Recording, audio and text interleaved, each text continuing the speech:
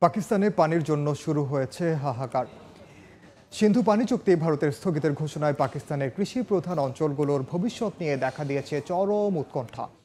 এরই মধ্যে হায়দ্রাবাদের লতিফাবাদে শুকিয়ে গেছে সিন্ধু নদ। চাষাবাদ নিয়ে চরম সংকটে পড়েছেন কৃষকরা।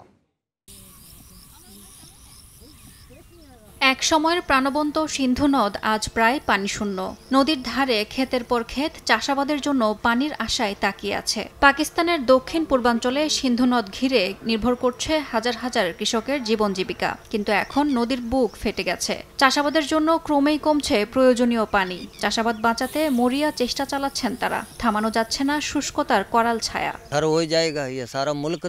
যদি পানি বন্ধ হয় গোটা দেশ মরুভূমিতে পরিণত হবে। পানি ছাড়া কিছুই সম্ভব নয়।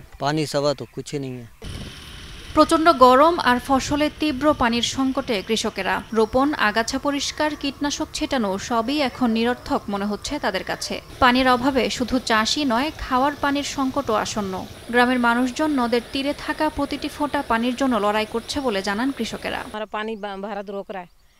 আল্লাহই রিজিক দাতা, আমরা আশা করি বৃষ্টি হবে, তবে এখন এটাই বড় হুমকি।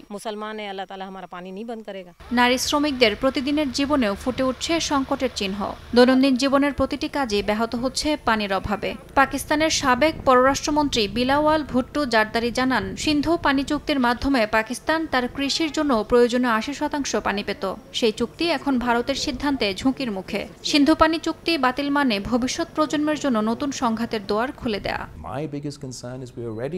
আমরা ইতিমধ্যেই প্রজন্মের পর প্রজন্ম ধরে সংঘাতে আবদ্ধ। সিন্ধু পানি চুক্তি বাতিল হলে নতুন করে সংঘাতের প্রেক্ষাপট তৈরি হবে। এটা কোনোভাবেই হতে দেওয়া উচিত নয়। সিন্ধু নদের পানি নিয়ে ভারত পাকিস্তানের টানাপোড়েন নতুন উদ্বেগের জন্ম দিয়েছে। পানি প্রবাহ বন্ধের ঘোষণা কেবল কৃষকদের জীবনকেই নয়, দক্ষিণ এশিয়ার দুই পরমাণু শক্তিধর দেশের ভবিষ্যৎকেও অনিশ্চয়তার মুখে ঠেলে দিচ্ছে বলে মনে করেন বিশেষজ্ঞরা। ইয়াসমিন অনন্যা, সময় সংবাদ।